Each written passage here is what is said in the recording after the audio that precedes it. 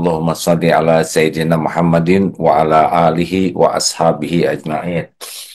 Bapak Ibu yang baik, Alhamdulillah kita awali pertemuan ini dengan doa Allahumma inna nas'aluka ilman nafi'an wa rizqan tayyiban wa amalan mutaqabbalan.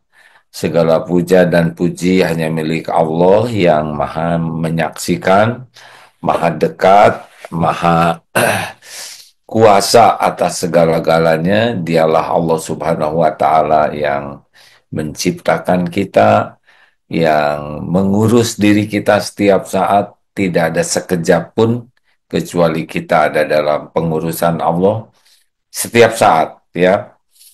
Dan dialah Allah yang menyaksikan apapun yang kita lakukan, apapun yang kita pikirkan, apapun yang ada di hati kita.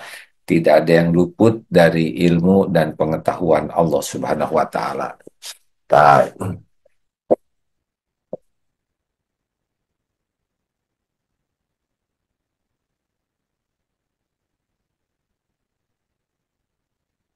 Alhamdulillah,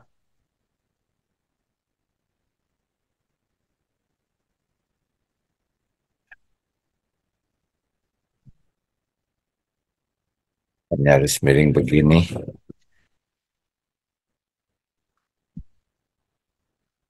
Maaf ya.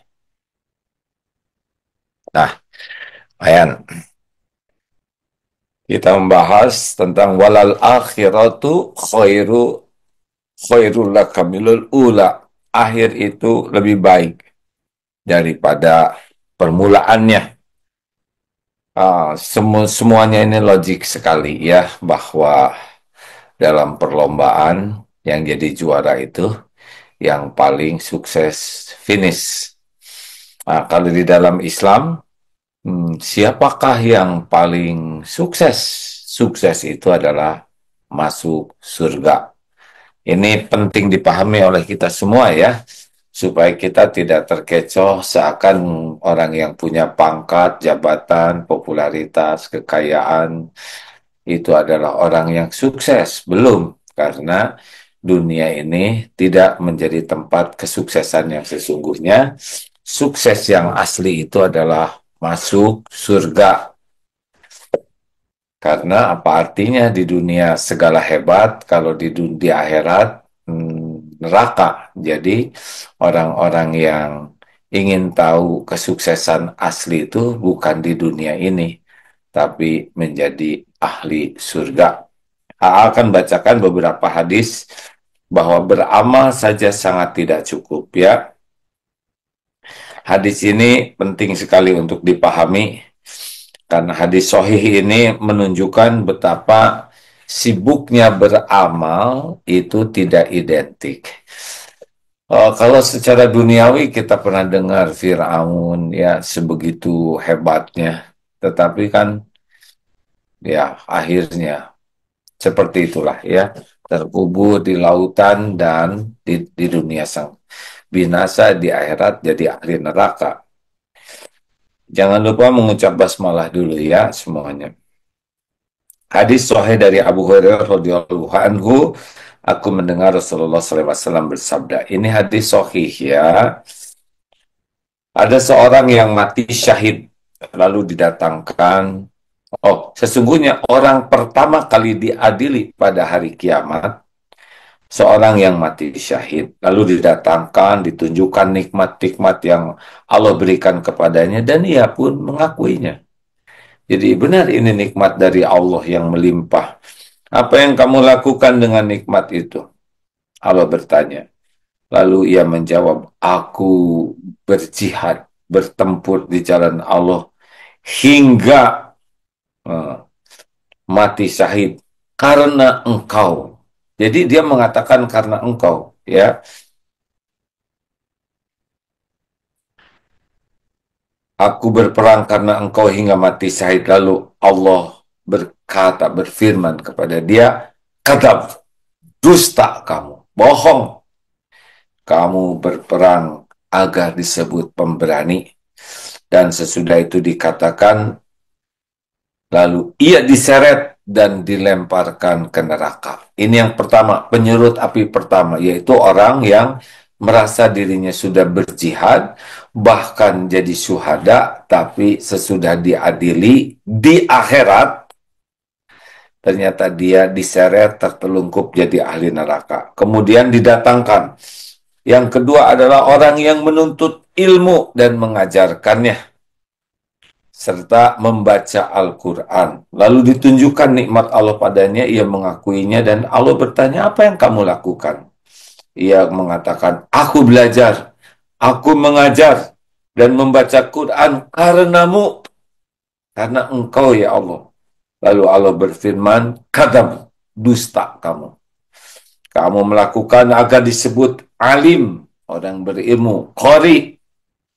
Dan setelah itu dikatakan ia diseret dan dilemparkan menjadi ke dalam neraka.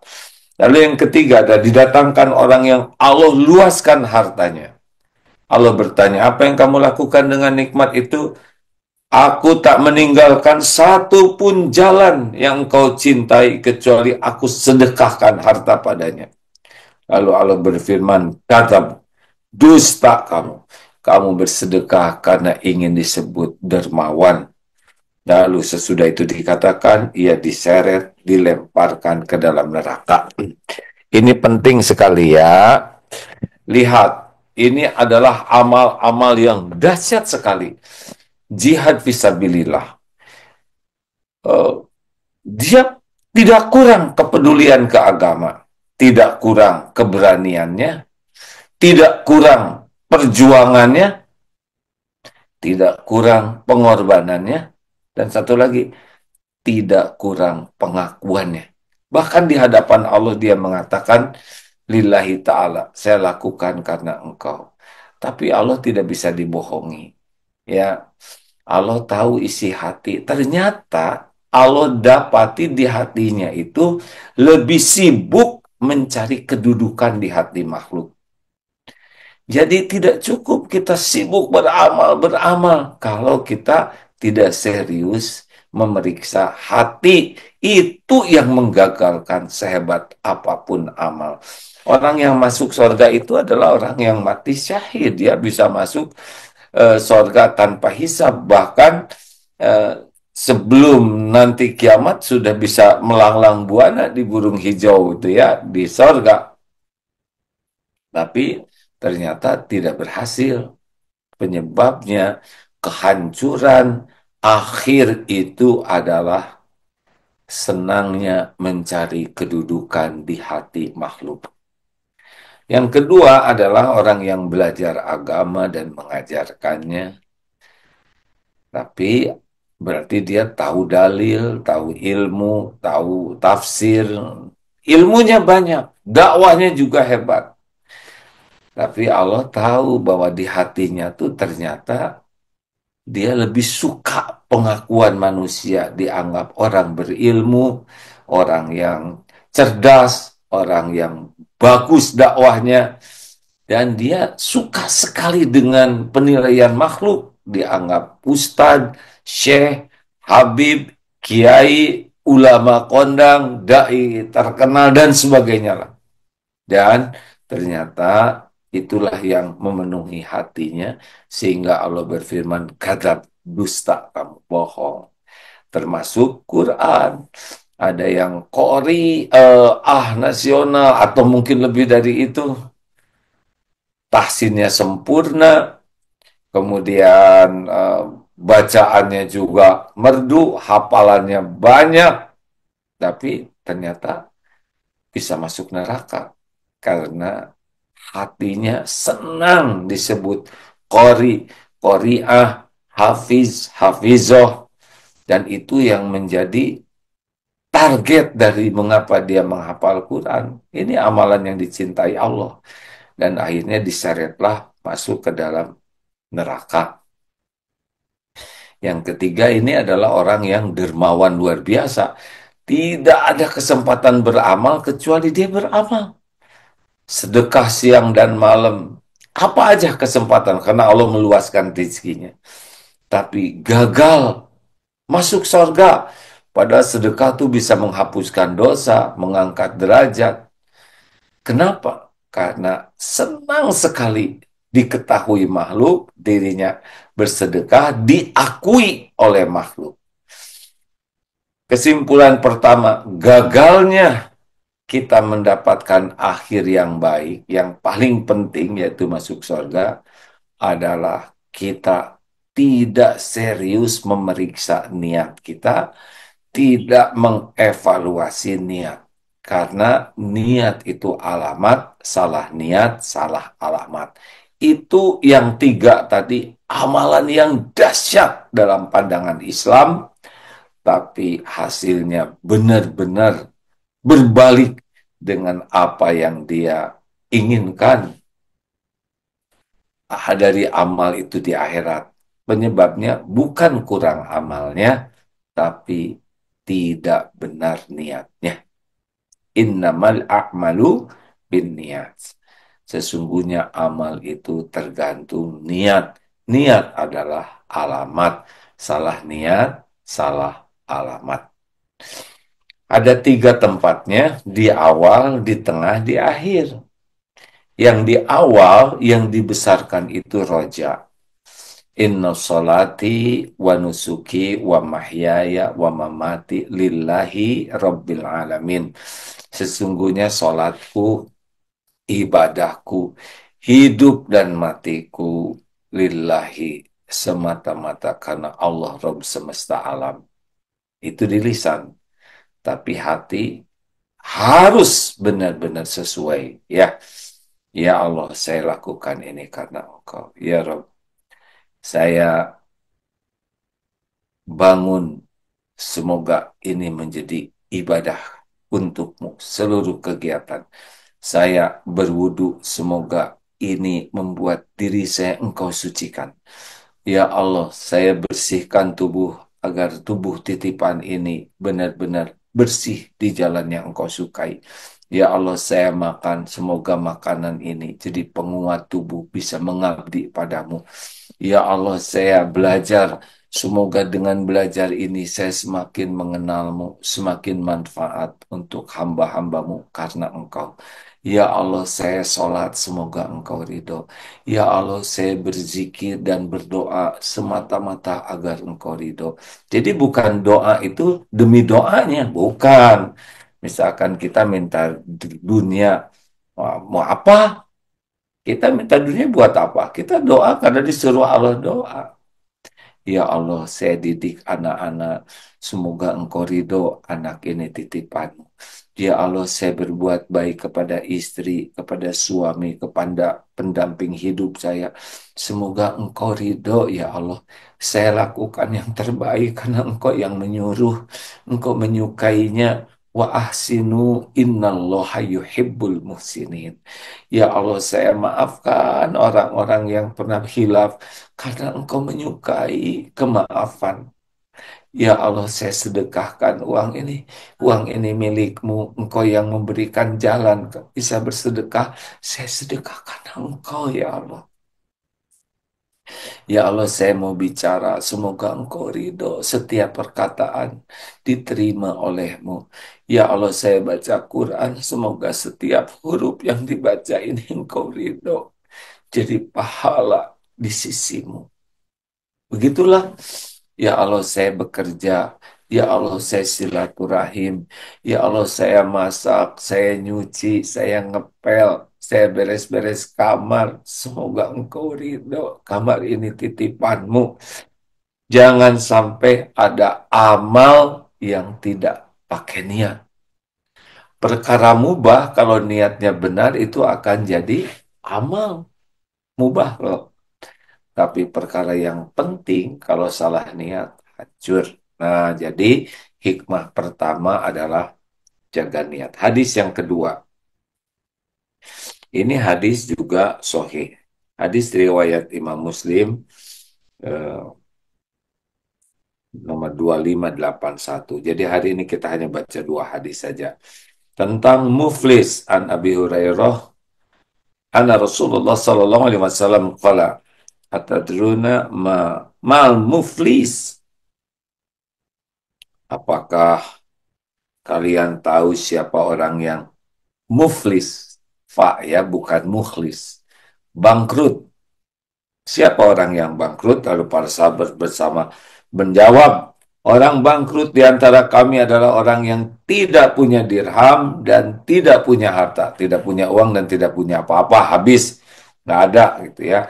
Lalu Rasulullah bersabda, orang yang bangkrut dari umatku ya, jadi umatnya Rasul nih yang bangkrut ini, bukan yang lain-lain, adalah orang yang datang di hari kiamat dengan membawa pahala sholat, saum, zakat, tapi dia juga datang membawa dosa, mencela orang ini, menuduh orang itu, memakan harta si ini, menumpahkan darah si itu, dan memukul si ini, maka akan diberikan kepada mereka sebagian dari pahala kebaikan, dan jika pahala itu habis sebelum selesai tanggungannya, dosa-dosa mereka akan dipindahkan kepadanya, lalu dilemparkan ke dalam neraka. Apa nih hikmah dari yang ini? Kalau yang ini mungkin dia ikhlas dalam sholat mungkin ya. Dalam amal-amalnya dia sudah menjaga. Tapi dia tidak menahan diri dari perbuatan buruk. Contoh dalam surat Al-Hujurat ya, ayat 11 yang bisa menghabiskan ya, a'udzubillahi minasyaitonirrajim. Ya ayyuhalladzina amanu, wahai orang-orang yang beriman, la yaskhar qaumun min qaumin asa ayyakunu khairum minhum. Janganlah mengejek, mengolok-ngolok, meremehkan satu kaum yang beriman ini ya. Karena boleh jadi yang diejek itu lebih baik darimu. Ini yang suka mengejek. Wala talmizu anfusakum. Dan jangan saling mencela dirimu. Artinya kita mencela orang lain, orang jadi mencela kita. Ini jelas tadi dalilnya. Orang yang suka mencela, hilang. Nanti pahalanya dibayarkan. Wala wala talmizu anfusakum wala tanabaju bil alqab bisal fusukum badal iman. Dan jangan saling panggil memanggil dengan gelaran-gelaran buruk. Ini pahala kita dikasihkan nanti ke dia. Apalagi ayat Al-Hujurat ayat 12. Ya ayyuhalladzina amanu stanibu katsiran minadh-dhann inna ba'da-dhanni ism.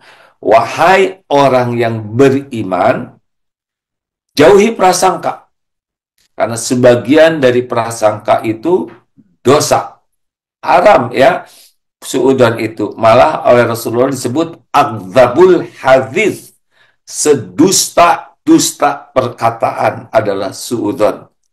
Ini akan kasih pahala kita tuh.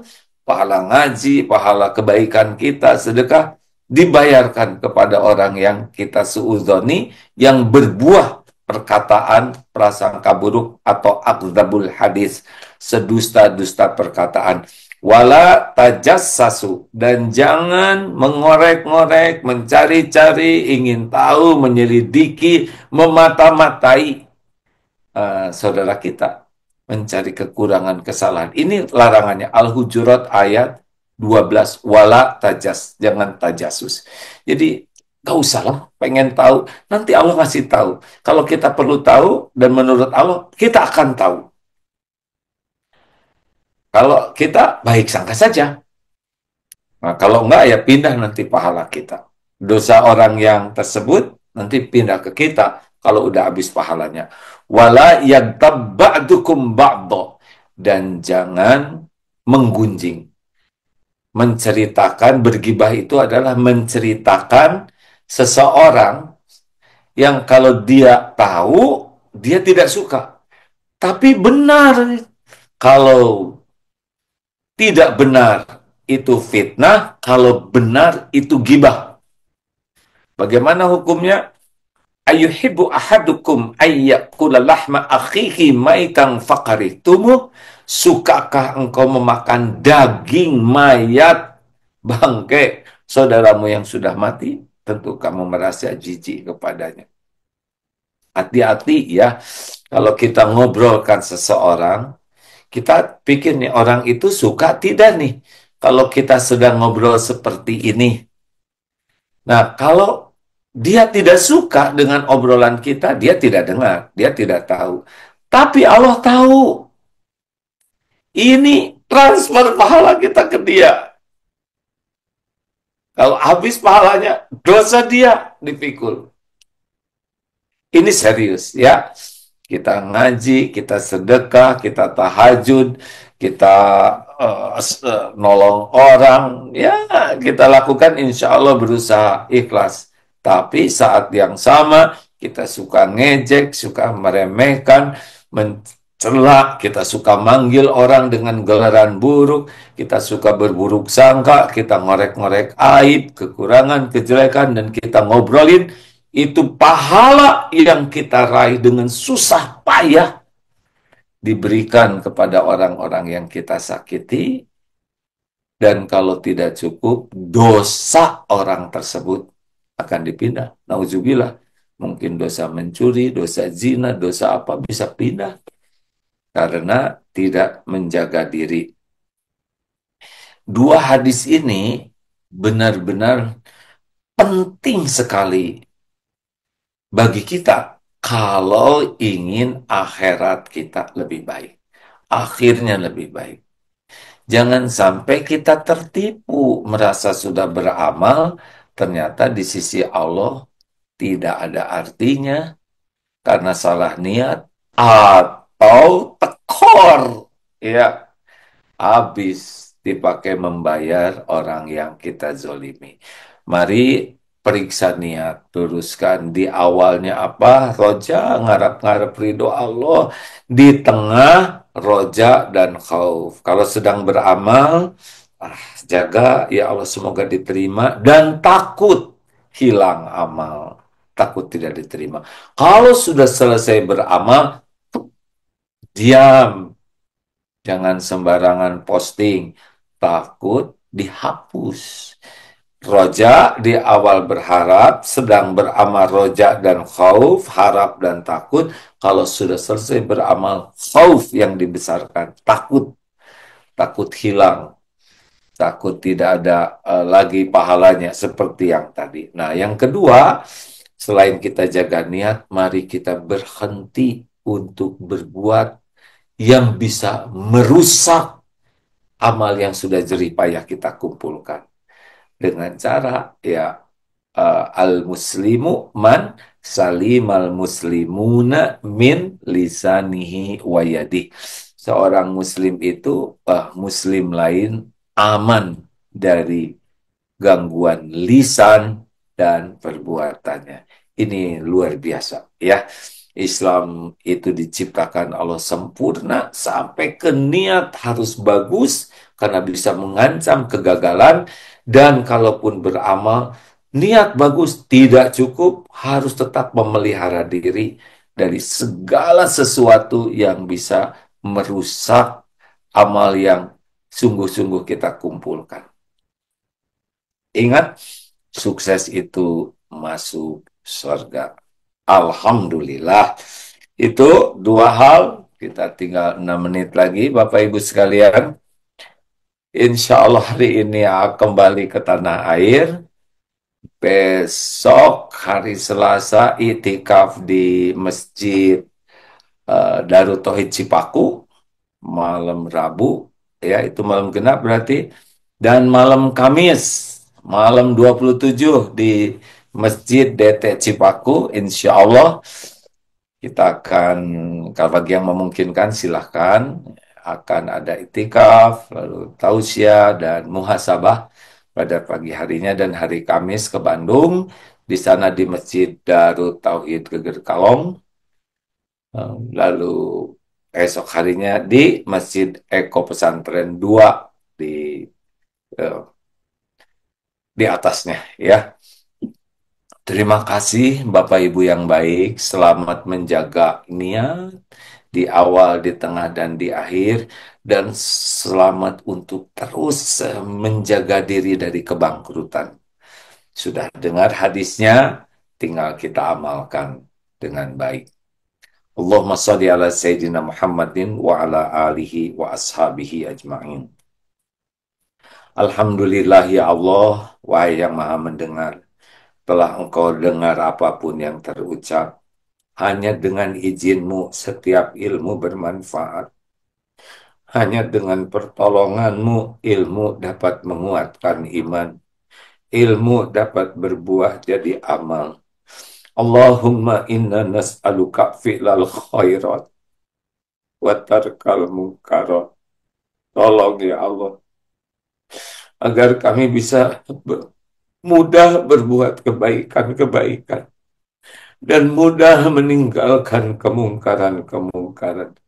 Allahumma hdina li ahsanil akhlak. Ya Allah, tunjukkan kepada kami akhlak yang mulia. La yahdina li ahsaniha illa ant.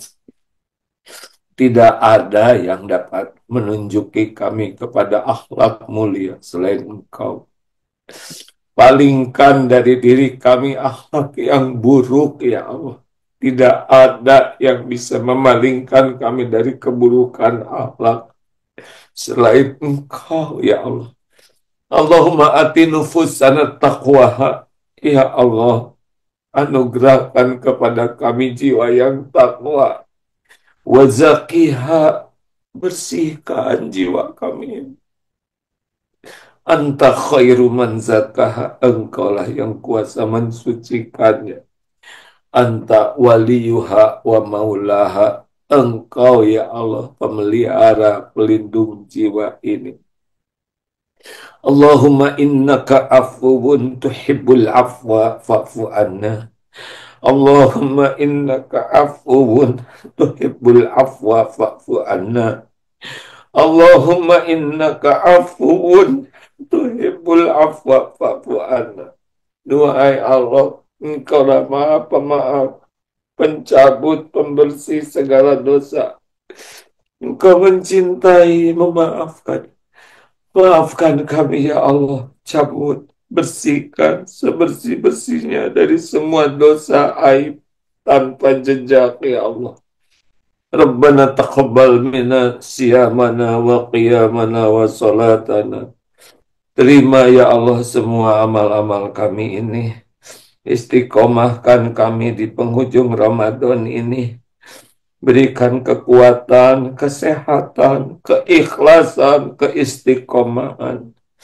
Dan panjangkan umur kami bisa bertemu dengan Ramadan yang akan datang. Ya Allah, berikan kepada kami kesempatan mendapatkan Lailatul Qadar. Hanya Engkau ya Allah yang bisa memberikan kesempatan kepada kami. Karuniakan kepada kami Lailatul Qadar ya Arhamar Rahimin. Allahumma ansur ikhwanana fi Filastin. Allahumma ansurhum alal qaumiz zalimin. Tolong saudara kami di Palestina ya Allah.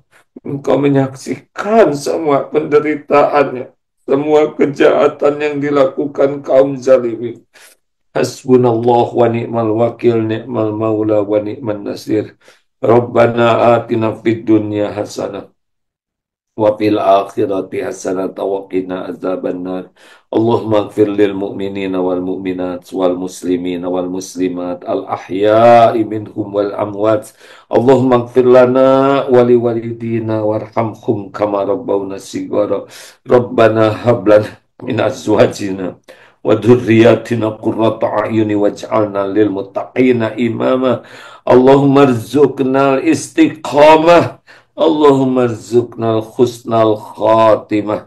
Taqabbal minna ya karim, innaka antas samiul alim. Subhana rabbika rabbil izzati amma yasifun, wa salamun alal mursalin, walhamdulillahi rabbil alamin.